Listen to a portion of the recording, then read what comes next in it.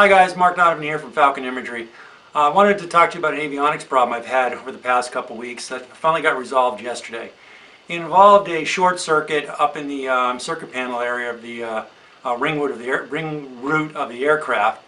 And it was all tied to the GTX335 transponder's keep alive circuit or wire that goes directly back to the battery. And anyways, in the wing root there was a circuit breaker for the transponder and a circuit breaker for the new clock that I had installed, and they were stacked one on top of each other, very close to each other as a matter of fact. Anyhow, somehow or other that keep alive wire that came off the circuit breaker was very close to the clock circuit, and they wound up shorting apparently. And what I was seeing happen is when I turned the master switch off, and effectively supposedly the master switch solenoid, the clock was still staying active. After messing around with it for 10-15 minutes, I finally just pulled the circuit breaker on the clock, and I thought I resolved any load drawing concerns on the battery. Well, I came back a week later and found out the battery was at 3.5 volts, basically dead. The reason for that was that short of that keep alive wire associated with the transponder was effectively enabling or powering or activating the master switch solenoid. And how a master switch solenoid works is there's an electromagnet in it that's being powered by the battery, that when it's energized, that magnet pulls down like a probe, if you will, down, and provides contact between the battery and the circuit breaker panel. And what effectively was happening, the battery was being drawn of energy from the fact that the solenoid was effectively being turned on. And so it came back a week later, and that's why I found the battery dead. So I took it to the avionics shop back yesterday afternoon, and lo and behold, within an hour or two of effort, they were able to track the problem, find the problem, and resolve it. So I filmed the flight down and back from Concord, Hampshire to Laconia. I'll show you some of the video. I'll also show you exactly where the problem was occurring inside the aircraft. I'm Mark Donovan, engineer turned flight instructor and commercial manned pilot and drone pilot. Fly along with me and check out our wonderful planet from above.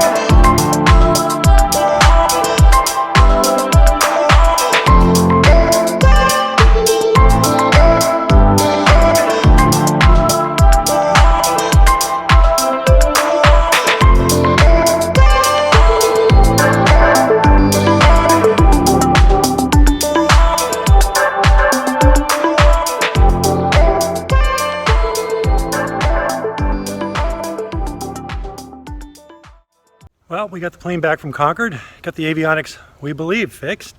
It was basically looked like a short between two circuit breakers. So a little bit of readjusting the placement of the circuit breakers seemed to resolve the problem. So it flew back fine from Concord to Laconia, and hopefully it'll stay that way. It was up in this wing root area where the circuit breakers are, and that's where we think the short was. We look inside here, you can see all those circuit breakers all tightly packed in that wing root, and I believe the feedback line, keep alive circuit to the transponder was somehow touching the clock circuit breaker, and between those two breakers and that wire, that's where the short was occurring. If you like this video, make sure to click on the like button and subscribe to the channel to see more videos of me flying this Cub all around the New England area.